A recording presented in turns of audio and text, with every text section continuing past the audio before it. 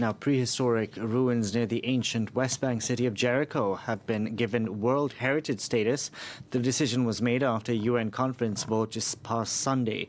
Now, the development has already angered authorities in Israel, which controls a territory that is administered by the Palestinian Authority. James Messina reports.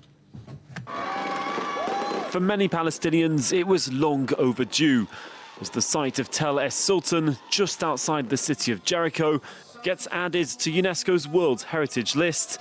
Residents of the West Bank celebrate a double success in the Israeli-occupied territory.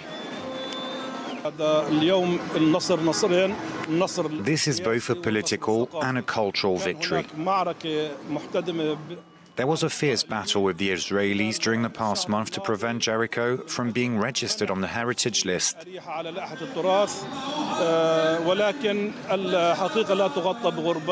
But scientific research, excavations and the archaeologists have proven we were right about Palestinian history. Jericho began its application for the World Heritage status 3 years ago, and Sunday's decision angered Israeli authorities, who accused UNESCO of making a political move, vowing to reverse the organisation's decision. The prehistoric ruins at el-Sultan date back to at least 9,000 BC, making them older than Egypt's pyramids. el-Sultan has exceptional universal value because it's the very first example of a city. This is where man first came up with the idea of using stone to build a city, where man came out of the caves and created a civil society bringing people together. This all happened in el-Sultan. It's the fourth Palestinian site to be adorned with the World Heritage emblem, adding to the town of Hebron, the village of Batir, and the birthplace of Jesus in Bethlehem. We can now bring in France 24's Shirley Sitbon. Shirley, great to see you. UNESCO says its decisions are not political, and they are taken on scientific, with a scientific basis, and they're neutral decisions. What can you tell us?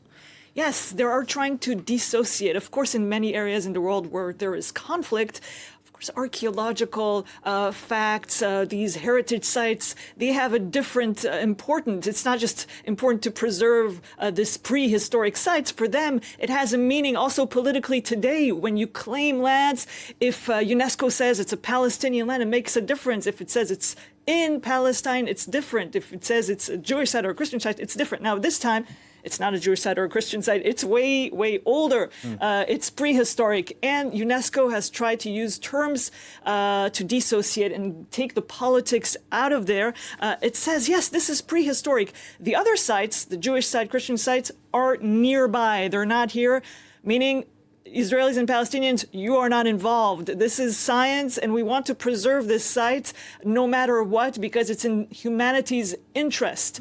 But they have also used different terms.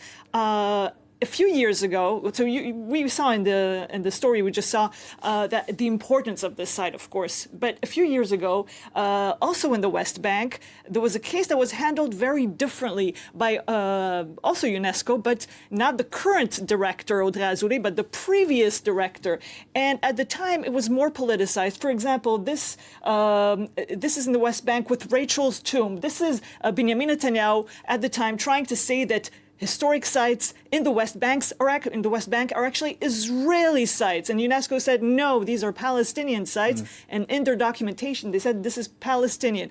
The Israelis got out of UNESCO after a few years, and this was for them a scandal. But today, UNESCO uses very clear terms. It says these are sites in Palestine, and historians working for UNESCO determine exactly what is going on, so nobody uses this decision for political means. Of course, everybody is using this for political means, because the Palestinians say this gives us historic legitimacy, the Israelis say this is a scandal, it distorts history, so this goes on. But of course, this is those are images from UNESCO's meeting this week.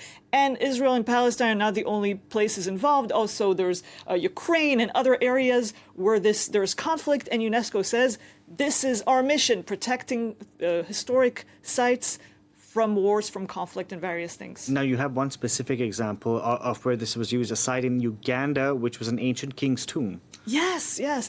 So the first images are dramatic. They're from 2010. There was a fire in this historic site, and the fire damaged very largely the site. So it was first a king's palace, and then a king's tomb, the Bugando kings in Uganda then, in Kasubi near the capital. And when this happened, there was a catastrophe. This site was already on the UNESCO Heritage List. UNESCO brought a team to the site, and they decided after a while they had a plan to rebuild it from what was left there. And we can see some images from today because it looks completely different. It looks the way it's supposed to look. It was rebuilt. Of course, there was scientific and historic work done to build it exactly the way it used to be.